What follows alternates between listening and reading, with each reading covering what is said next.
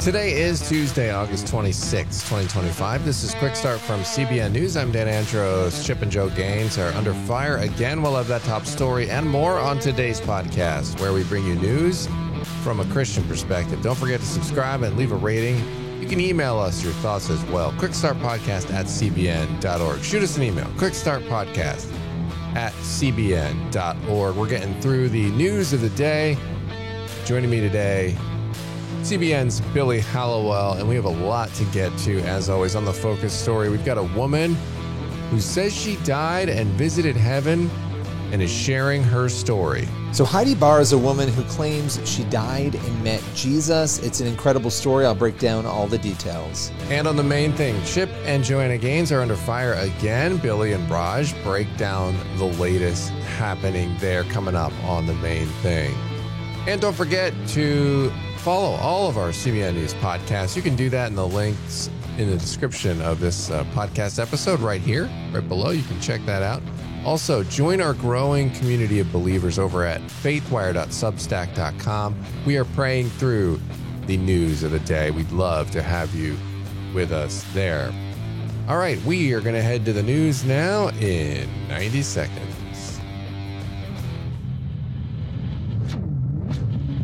Israeli Prime Minister Benjamin Netanyahu expressed regret after 5 journalists were killed in the shelling of Nasser Hospital in Gaza. He stressed Israel's fight is with Hamas, not civilians, and promised an investigation.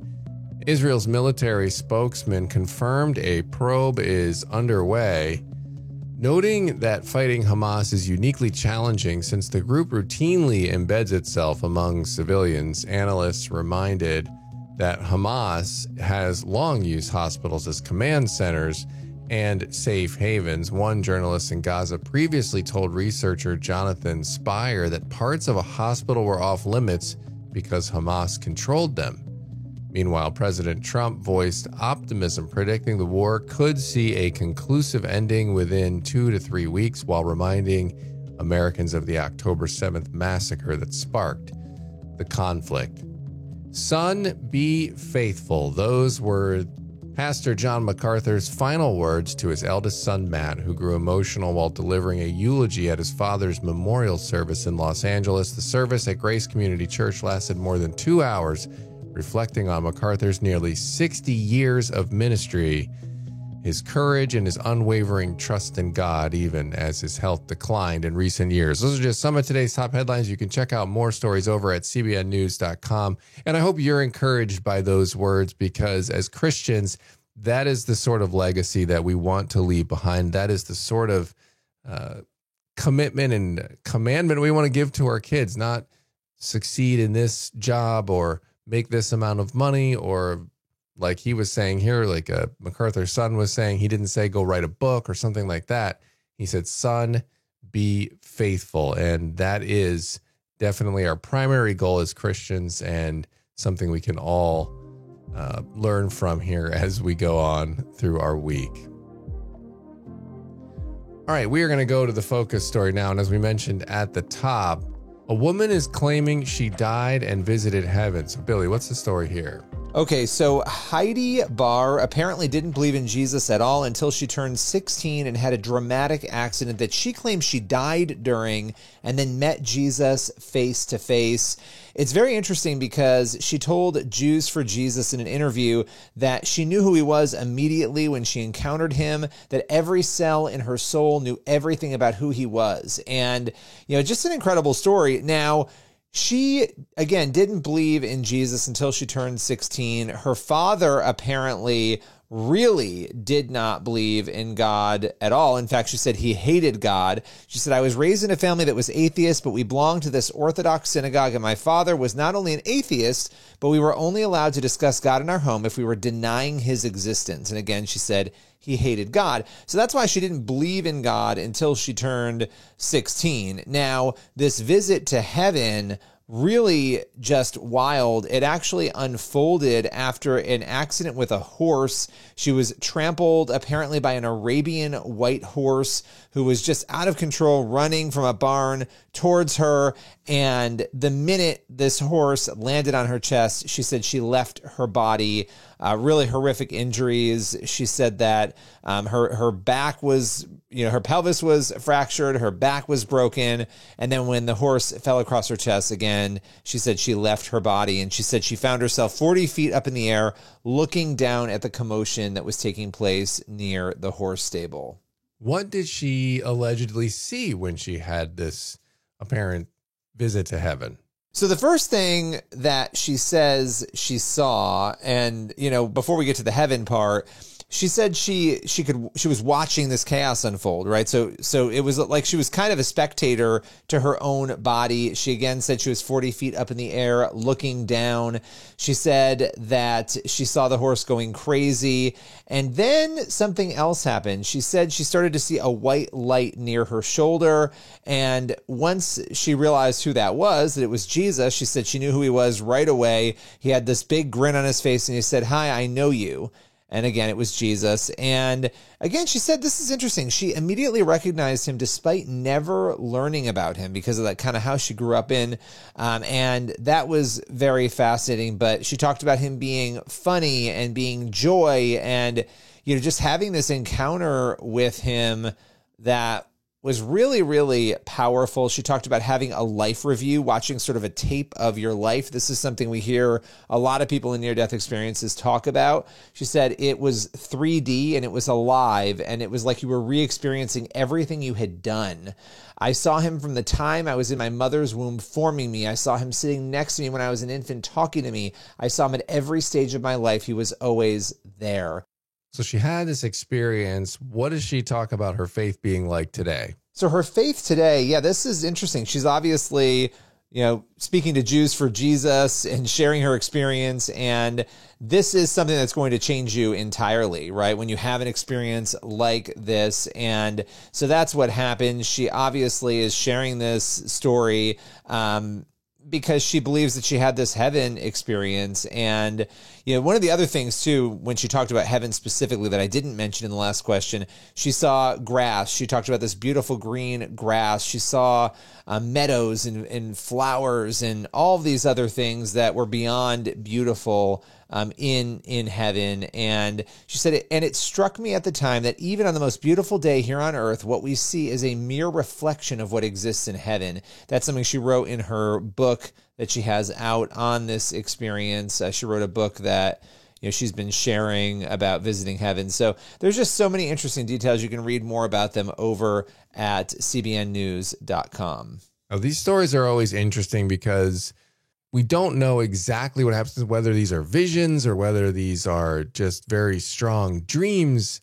It's hard to say exactly what's happening here, but clearly these people have had some very extreme moment in their lives, an extreme experience that it's very interesting to listen to. And again, we have to weigh these things against Scripture. What does Scripture say as far as are people going to heaven and coming back? So maybe the descriptors we have to watch out for, but God certainly works oftentimes in visions and shows people things. So regardless, if it gets us thinking about and keeping our eyes fixed on Jesus and thinking about eternity and our future in eternity, then that can be a good thing, because it's so easy to get distracted here on earth and with all of the side things that are going on and with all the distractions of life. We want to keep our eyes fixed on Jesus and reminder that eternity is what we're ultimately going for here. And this is just a temporary, fleeting time here on earth. So appreciate you bringing that story to the podcast today. We're going to go to the main thing now, and Chip and Joanna Gaines are coming under fire for a show their network produced called Roller Jam. This is the latest after another show they went viral over recently. CBN's Raj Nair and Billy Hallowell discuss the backlash on today's main thing. Chip and Joanna Gaines are coming under fire for a show that their network produced. CBN's Billy Hallowell joins me now. Billy, what's the controversy about? All right, so this is actually a longer line of controversy. This is sort of the next notch in the controversy. It's a show called Roller Jam.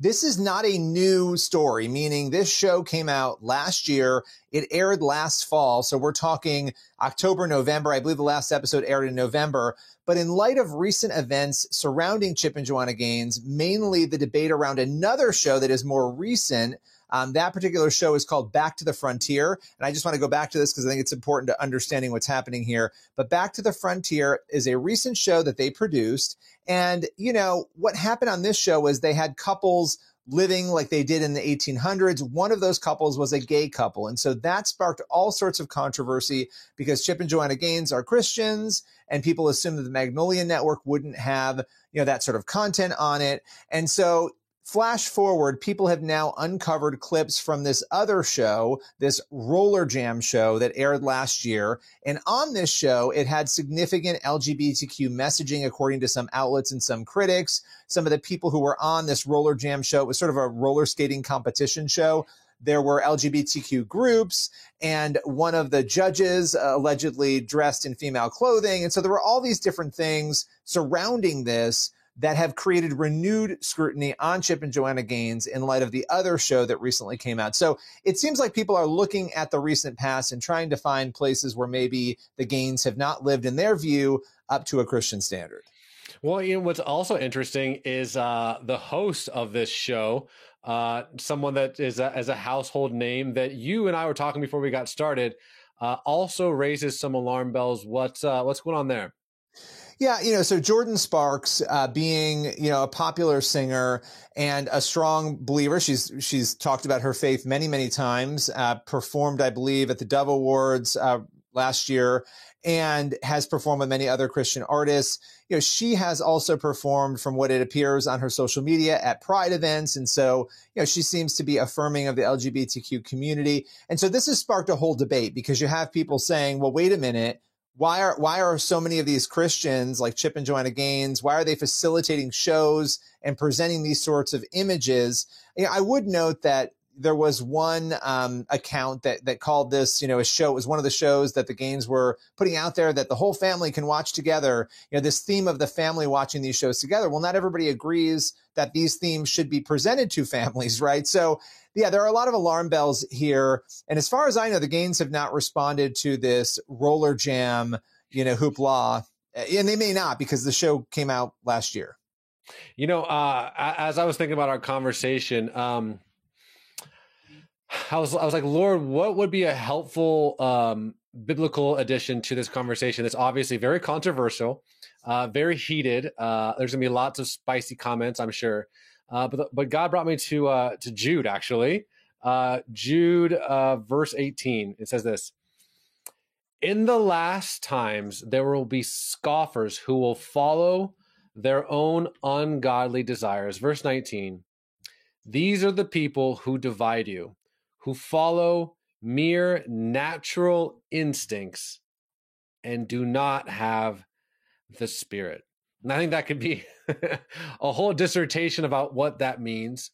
But I do think there is a tendency in the millennial church, not so much in Gen Z, funny enough, but in the millennial church, to follow mere natural instincts, but do not have the Spirit.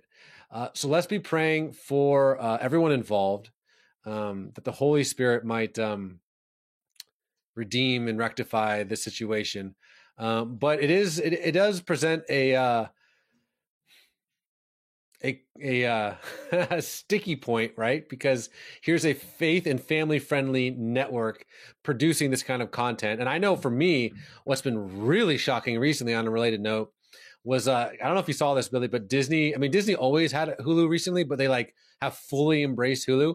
So my 6-year-old son would be on there, like, I mean, he's never get the remote without me, but here's Toy Story, here's Cars, and here's some like weird, deviant sexual thing. I'm like, whoa, where did that come from? Because now all of Hulu's catalog is on Disney Plus.